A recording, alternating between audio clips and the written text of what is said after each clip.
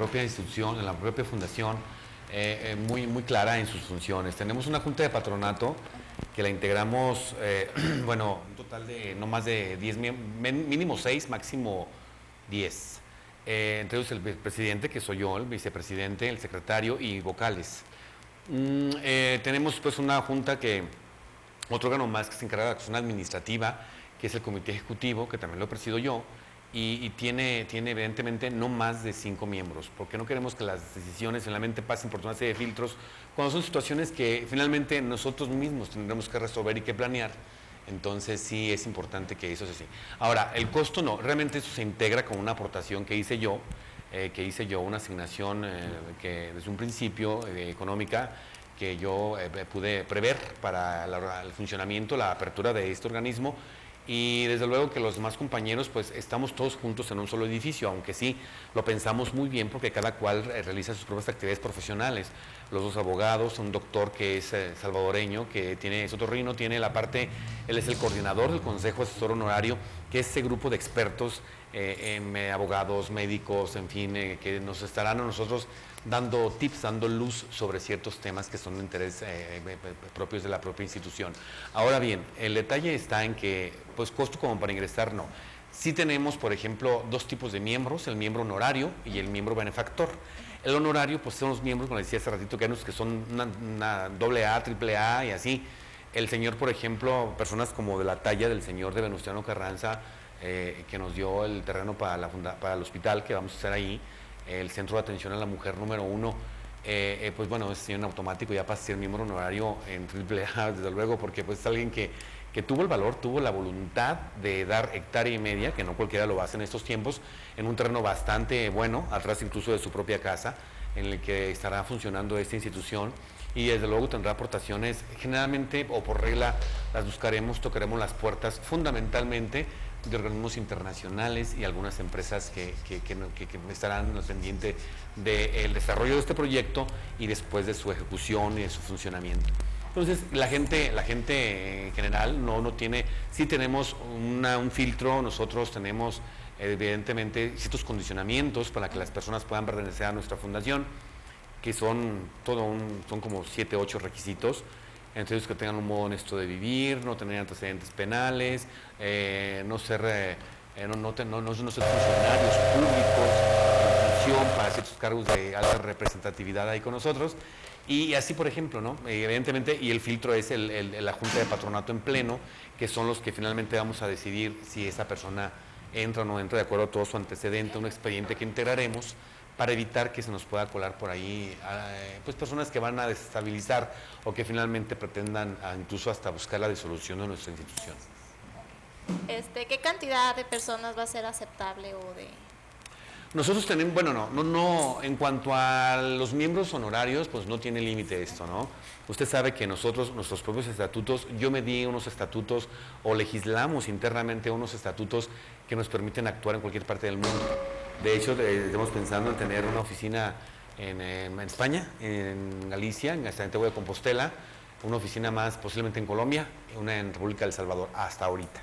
Y estamos pensando en República Dominicana y otra en Estados Unidos, pero que serán filiales, son sedes nuestras, allá finalmente un enlace que estaría viendo ciertos temas de interés común, digamos, por decirlo así, como se dice en el ámbito diplomático, a nivel bilateral entre una institución que esté allá y nosotros mismos, o que nos pueda coadyuvar, que nos pueda apoyar a nosotros en algunos temas. Por ejemplo, el asunto del hospital, sí tenemos detectado quién habrá de montar toda la parte de lo que son las camas, quién verá lo de los quirófanos, quién verá lo de todo ese proceso administrativo para poder montar una institución que siendo hospital no lo parezca, que la paciente se sienta a gusto de estar ahí con nosotros y desde luego, sobre todo que crea, que sepa, que esté cierta de que su bebé va a estar bien. Yo creo, muchachos, definitivamente es un mensaje para los chavos, es un programa para jóvenes. Yo creo que esto es muy interesante porque yo estoy plenamente cierto, incluso lo dije mucho en la Cámara, ante mi gestión, en algunas intervenciones, incluso en el Pleno, incluso en algunos otros foros, que el asunto de la seguridad pública, por ejemplo, el asunto de la paz social, la paz mundial, el tema de la paz y la seguridad empiezan en nuestra propia casa, ¿no? Y yo creo que más allá empieza en el vientre de la mamá. Si aquella mujer sabe que su niño va a estar bien, no tiene por qué ponerse nerviosa, si sabe que va a ser un niño aceptado, que va a ser un niño amado, no tiene por qué estar pensando qué va a ser de él cuando nazca. Y estar con los nervios de punta y que si es o no es, y ese niño reciba mensajes negativos desde el vientre de su propia madre y nazca, ya venga al mundo con un estigma, con una cuestión que sí afecta, demostrado está por la propia psicología. Entonces queremos que venga una nueva generación de niños, una nueva generación de chavos, que sientan que si su mamá no lo desea porque es madre soltera, también ayudaremos a este tipo de mujeres a que acepten su realidad y que sus bebés nazcan bien. Que si su papá dice que por qué lo hiciste, que yo no quiero en fin, que sepan que sí hay una organización, que sepan que sí hay una institución que se preocupa por ellos y que va a velar por ellos desde el embarazo de su madre hasta que él venga al mundo y desde los 0 hasta los 8 años, con temas trascendentales, llevar un seguimiento de ellos, dónde están, dónde viven, qué hacen, si son niños maltratados, si comen, si tienen vacunas, si van a la escuela, etcétera, etcétera, etcétera. Es un trabajo titánico en el que sí se va a sumar mucha gente, ahí sí definitivamente. Y es justamente donde tendremos ahí los miembros benefactores, que los mismos benefactores pueden ser los que aportan en especie, o aportan económicamente, o aportan con su trabajo, o simplemente con su palabra moral, que nos digan adelante, échenle ganas, eso para nosotros es muy importante. Entonces, sí es una institución que Dios quiera que dure para rato. Nuestros estatutos nos permiten vivir como organismo 99 años y desde luego habrá de pasar de una generación a otra. Estamos formando nuevos cuadros, incluso al interior de nuestros propios miembros que colaboran ahí con nosotros, y ellos van a tener la oportunidad de poder vivir de cerca, han vivido de cerca la experiencia del surgimiento de esta organización, su desarrollo, los momentos que estamos viviendo ahorita de la consolidación, y evidentemente serán los indicados para poder encabezar un día este proyecto. Claro que sí, licenciado, también coméntenos, bueno, tiene este programa para las señoras, ¿qué otros pues programas tiene de aquí planeado, de aquí a futuro? Nos comentaba por ahí algo de cultura, sí. No sé, también. Bueno, nosotros tenemos un programa muy padre, muy bonito, la verdad, y que claro, sí, y está enfocado a, cuidado, está enfocado al tema chavos, otra vez. Yo creo mucho en las nuevas generaciones, yo siento que ese gran potencial que tienen los jóvenes para poder resolver la vida futura del planeta es enorme, y tienen ellos todas las riendas en sus manos. Entonces hay que procurar formarlos para que esas riendas en su momento sean conducidas de la mejor forma. Tenemos un movimiento, y es una revista, pero finalmente será un movimiento a nivel continental. Tenemos ya enlaces en varias partes de Latinoamérica que desde luego va a trascender. Se llama Dignidad Global. Dignidad Global es una revista que, más que revista, repito, es un movimiento a nivel continental en el que vamos nosotros. Digo yo, Dignidad Global como revista se publicará anualmente. En él están invitados a escribir con nosotros importantes figuras del periodismo. Hemos girado invitaciones a gente de la talla de Elena Poniatowska, de la talla de Lorenzo Meyer, de la talla de Joaquín López Dóriga, Carlos Loé de Mola, que ahorita por el proyecto Iniciativa México, sí, para no intervenir mucho en ese asunto, decidimos un poquito, si no varar el proyecto de Dignidad Global, sí darle el enfoque en avanzar en otros aspectos como el asunto de logos, el registro de la marca, todo esto. Y Dignidad Global es una revista que va enfocada, digo yo, es el mensaje que los viejos tenemos que dejar a las nuevas generaciones, que son ustedes.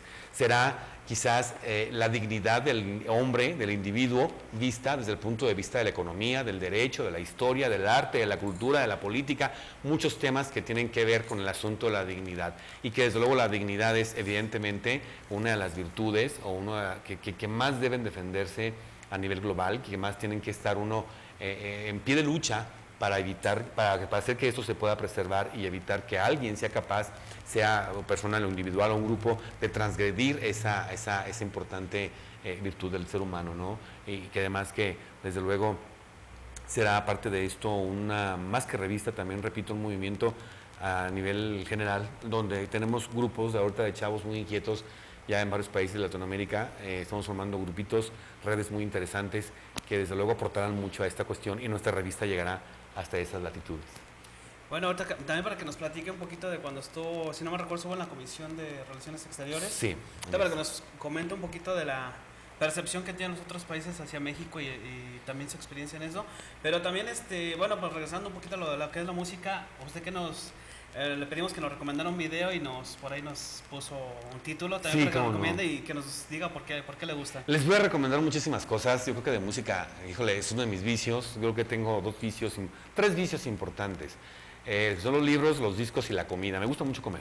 Soy una gente que disfruta mucho esto. Siempre que voy a un lugar, cualquier parte del mundo, lo primero que visito son centros públicos, mercados donde se coma bien o en un lugar donde se recomienda la mejor comida tradicional. Amo la comida mexicana, evidentemente, y yo creo que una de las cosas, me preguntaba usted el asunto de la Comisión de Relaciones Exteriores, pues yo creo, muchachos que nos ven, que el asunto de los diputados es un tema bastante delicado. Yo creo que a los diputados los acomodan en comisiones de trabajo de acuerdo a su perfil. Yo tengo maestría en Relaciones Internacionales, la saqué desde los 80s, del 87 al 90, al 89, perdón. Principios del 90 la concluí. Y pues desde luego por este perfil me pusieron a mí en la Comisión de Relaciones Exteriores. Sí tuve la oportunidad de hacer varios viajes al extranjero. Ya había viajado mucho antes, de hecho yo desde el 84 a la fecha puedo decir que he visitado ya muchísimos países del planeta. Debo admitir que, pues bueno, donde hay temas bilaterales con México, foros internacionales que han visto el tema del desarme, el tema de la alimentación, el tema de la paz, también he estado mucho con el tema del desarme. Y yo creo que durante la legislatura sí, bueno, notamos que desde el exterior se esperaba de México, se ve a México como que perdió un cierto liderazgo, perdió posición geopolítica. Lo geopolítico en el internacionalismo tiene que ver con la posición que juega cada quien en su propia región primero, y de ahí cómo eso se proyecta de manera centrífuga hacia otras regiones del planeta. Entonces resulta de que sí, al principio del sexenio de don Felipe Calderón, pues yo inicio con él la legislatura 60, estuve en varios países y sí notaba yo como que nos veían como que, a ver, ¿a qué van a decir los mexicanos ahora? Y sí vieron que el presidente Calderón traía una visión muy clara, de alguna manera, de la política exterior que él quiere implementar y que tiene que ver con dos temas fundamentales: una política exterior responsable y una política exterior activa y responsable. Finalmente, hay quienes la hacen muy activa pero poco respetuosa y poco responsable. Y don Felipe ha dicho, sí muy activa pero sí respetuosa y sí responsable. Responsable primero de los actores que están en los escenarios, tanto en Latinoamérica como en otras regiones del mundo. Yo creo que en ese aspecto sí, nos ven como un país que ha perdido geopolítica, ha perdido posición, ha perdido liderazgo. Entonces hay que rescatar ese liderazgo. Ha sido la función que ha hecho don Felipe Calderón durante este sexenio. Sí es cierto que nos ha costado un poco de trabajo ir afuera con más temas por el asunto interno. Y generalmente en materia del sistema internacional, la recomendación es la siguiente: primero, arréglate adentro y luego sales afuera. Entonces ahorita tenemos primero que estar enfocados a lo interno para poder dar hacia afuera una posición pues, más estable, de mayor liderazgo y de mayor actividad. No es posible hacer ambas cosas a la vez. O haces lo interno o haces lo externo. Y hacer, en las condiciones en que está nuestro país, no es posible salir a la cara de ocuparte completamente de lo externo y dejar que se te queme tu casa. Entonces yo creo que por esa razón ahorita hacia afuera nos ven con un poco como que queremos oír a México, queremos saber más de México. Entonces creo yo que no le queda otra alternativa más que las organizaciones de la sociedad civil ir afuera, hablar de México. Y es lo que busca hacer mi organización. Por eso mi logotipo es un mundito con una flama amarilla que significa la fuerza humana, la unión de todos, para trabajar por el mundo, sin distingos de colores, que quede claro, sin distingos de partidos, sin nada que porque yo, tú, aquel, estamos aquí o no es otra opción, de ninguna manera, sino que de manera plural, de manera objetiva y de manera siempre velando por el asunto de la exaltación de la dignidad de la persona humana. Todo enfocado por allí en el trabajo de nuestra organización. Claro que sí. Bueno, pues vamos a ir a un video que es tu mismo programa. Ah, claro, de Movie, me gusta mucho, sí. Y tiene su historia, desde luego, sí, tiene su historia, ya por 2003. Bueno, me da mucha nostalgia. Yo es un video que en 2002, 2003, en España, TVE, perdón si es comercial, pero TVE despedía sus transmisiones diarias con esa melodía. Y me daba mucha nostalgia porque, bueno, por la diferencia de horarios, cuando España terminaba su noche, sus transmisiones, aquí serían como las 2, 3 de la mañana ya, aquí serían como las 8 de la noche. Yo decía, caramba, aquí ya casi amanece y en México apenas están durmiéndose. Sí. Y también el asunto de la nostalgia de la lejanía. Yo estuve por allá viendo unos asuntos de diplomacia parlamentaria, de diplomacia, ciencias diplomáticas, perdón, en la Universidad Complutense, jesuita en Madrid, y estuve por allá algún tiempecito, unos meses en esos años. Y me recuerdan mucho esos momentos, la verdad. Muy bien, pues vamos con este video de Movie. No le cambien, regresamos. So bad. Why does my soul feel so glad? Why does my heart feel so glad? Why does my soul feel so glad? Why does my heart feel so glad? Why does my soul feel so glad?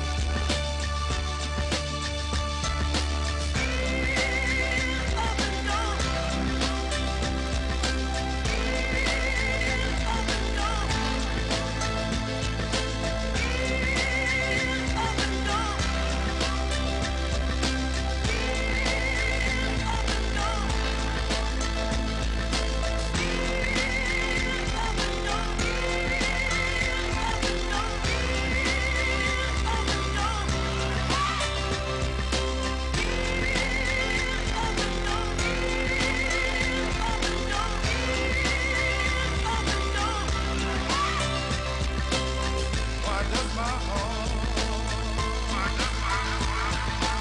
feel so glad? Why does my soul feel so glad? Why does my heart feel so glad? Why does my soul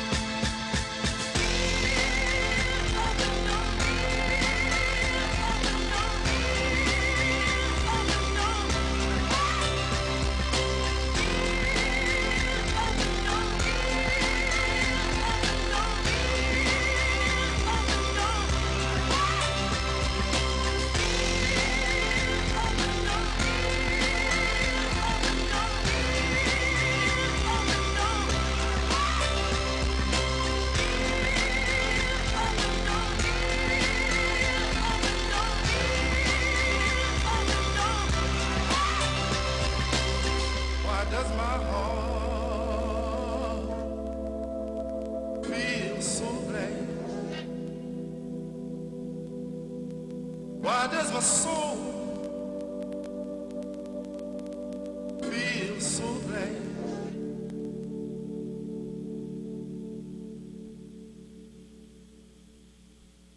And I know that you may love me, but I just can't be with you like this anymore.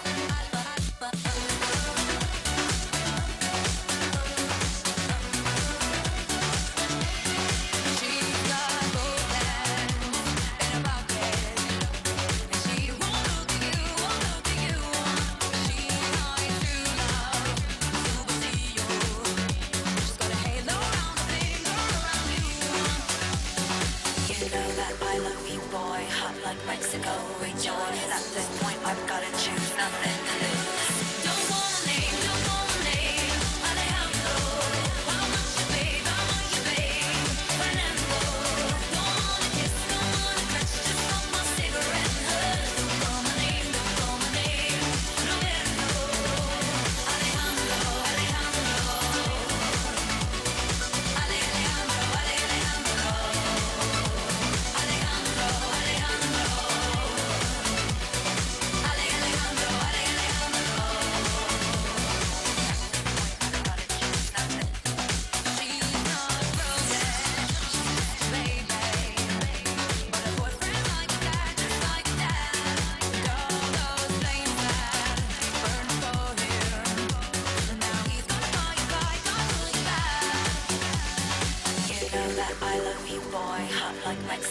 rejoice. At this point, I've gotta choose nothing to lose.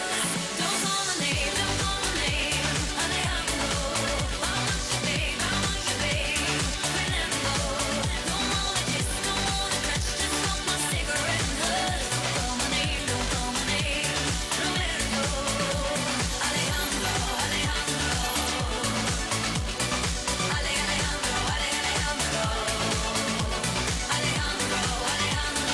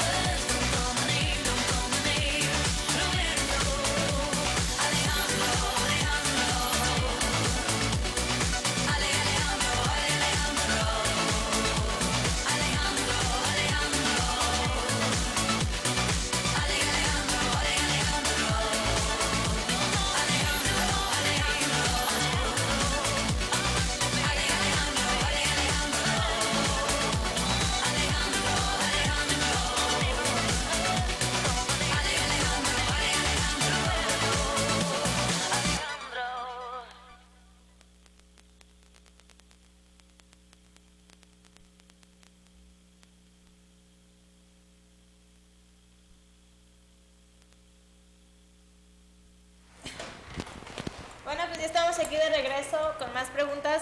Ahorita entró una llamada y pues, vamos a entrar con ese punto. Entró una llamada y se cortó, pero ella, la señora de San José de Gracia, quería saber qué opinaba sobre la adopción de niños por padres del mismo género.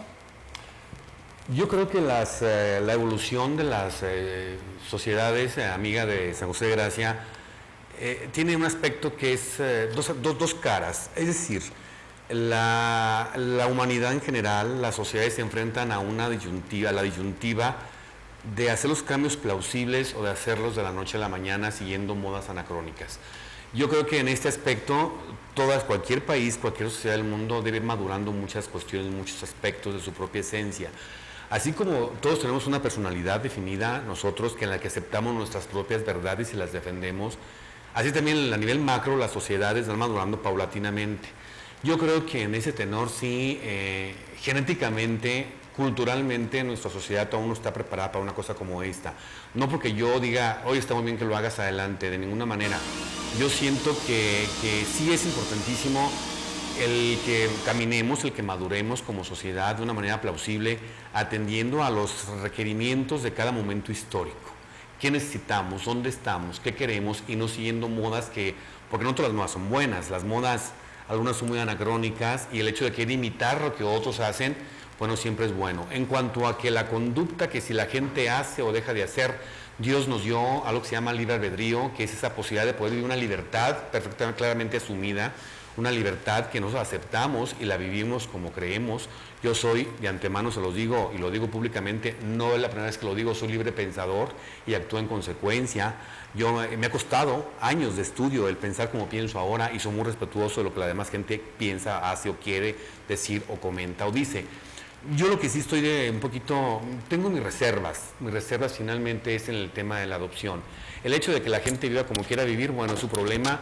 El tema en cuestión no es un tema realmente nuevo, el de la adopción sí, voy para allá, pero el anterior, lo que es la relación entre las personas, pues algo que la historia narra, la historia comenta, la historia tiene sendas páginas que desde luego han sido interpretadas de mil maneras. El asunto de la adopción sí debe ser visto de una manera más madura, puesto que sí, evidentemente, si los matrimonios, sobre todo por lo que estamos viviendo ahora, las relaciones entre parejas heterosexuales, por ejemplo, son conflictivas.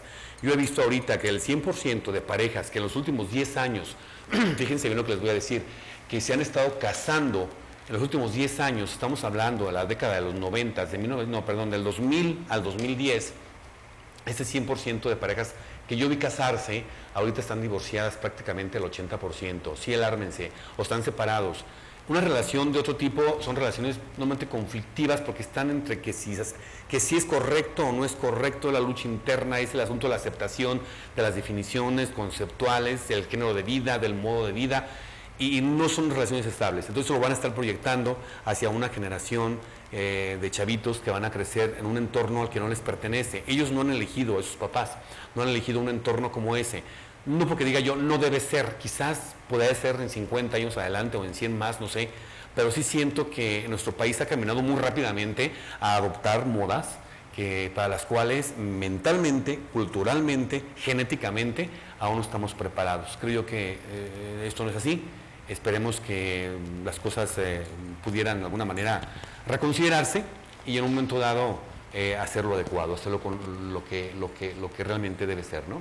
Claro que sí, bueno, pues invitar a la gente que aproveche que está pues, nuestra invitada, la licenciada Felipe, a 353-107-1932 mensajes de texto y 321-85 como la llamada de esta persona de San José. Ahorita en el corte platicábamos, pues ahora sí que, ¿cuál es su percepción de lo de que están haciendo tanto argüende con esto del bicentenario, lo del centenario de la revolución y de la independencia? Por ahí nos comentaba que usted mismo tenía su propia opinión. Pues sí, porque mira, sí, desde luego, ¿no? Yo me pregunto, bueno, ¿qué vamos a celebrar en el 2010? Bicentenario del inicio de un movimiento de liberación nacional, de un momento de independencia. Yo me pregunto, ¿independientes respecto de quién? Yo creo que el país, se puede decir que somos independientes cuando se tiene un nivel cultural, un nivel económico, un nivel financiero, un nivel de autosuficiencia en muchos aspectos. Nuestro país no lo tiene, lamentablemente. Entonces yo cuestiono mucho el concepto de la independencia. La independencia para mí es un concepto que debe ungirse de universalidad y verlo no solamente desde el punto de vista geográfico, territorial o de la relación con otro país. Tiene una connotación más profunda. La independencia inserta al esquema de formación y el pensamiento del propio hombre. Entonces es realmente independiente y es realmente libre aquella persona que es realmente libre y es realmente independiente porque tiene un nivel mental o un desarrollo mental mucho más elevado. Ahora, el asunto de la independencia nacional, del centenario, perdón, del inicio de la Revolución Mexicana, yo siento que nuestra revolución, bueno, pues es un proceso inconcluso. Quedó a deber mucho. Termina en 1917, Carranza, pues bueno, trae la famosa institucionalización con el movimiento constitucionalista, pero fueron solamente, yo no conozco hasta ahorita, señores televidentes, y quien tenga una mejor opinión que me lo refute, que me lo debata, ningún movimiento de liberación nacional que sea capaz de, grabó y si se fueron y sin reestructurar internamente su país. Cuba lo hizo muchas revoluciones del planeta, Corea lo hace en los 30s, 40s y hoy te ocupa el 12º lugar como economía en el mundo, Corea del Sur. Rusia, se reestructuran, se rediseñan socialmente. Nuestro país no tuvo ningún rediseño social y que ni me lo aleguen. Nuestro país se quedó tal como estaba, con los mismos rezagos, con las mismas carencias, con las mismas desigualdades. Solamente 5 o 6 apellidos se repartieron en el país y así estuvimos caminando durante casi 70 años. Siguen los mismos. Y siguen los mismos y seguirán siempre. En el templo sagrado son las mismas figuras las que están determinando entre la vida y la muerte de los mexicanos. Entonces, ¿cómo vamos a celebrar el centenario de un movimiento de revolución que ni siquiera ha sido entendido cabalmente? Hablan de la revolución, pero no la entienden. Entonces yo creo que en ese aspecto sí debemos ser un poco más cautos, compañeros iquipenses y mexicanos y michoacanos. Siento yo que sí debemos entender un poco más a fondo qué significó realmente el movimiento de liberación nacional llamado Revolución Mexicana, cuáles son seguramente sus alcances. Yo veo un país deshecho, yo veo un país que le falta mucho, un país que le falta rediseño social, un país que le dije hace ratito, internamente hay que hacerle mucho para poder dar una cara diferente al exterior. Entonces yo no puedo llamar revolucionario a un proceso en el que unos cuantos se sentaron a repartirse el país y un proceso en el cual no fueron invitados ni los indígenas ni los obreros, o al menos usted que me vio en la televisión no fue invitado, ¿o sí? Yo tampoco. Entonces, bueno, o mi familia tampoco, o los señores que pudieron haber, los campesinos, los grupos desprotegidos, los que hicieron realmente la azonada, el cuartelazo y la movilización social, no estuvieron ahí. Ustedes cumplieron, señores, que en su casa tranquilamente. Ahora el país nos toca repartirlo a nosotros. Esa es una realidad que poco se toca, que poco se ve. Entonces, bueno, yo creo que al menos yo, y discúlpenme, señores, yo en este año 2010 yo no tengo absolutamente nada que festejar. Y ustedes sí, que bueno y felicidades. Muy completa la opinión. Aquí nos llegó una llamada. Bueno. Sí, buenas tardes. ¿Quién habla? Francisco Carriedo. ¿Qué pasó, Francisco Carriedo? ¿Una pregunta, licenciado?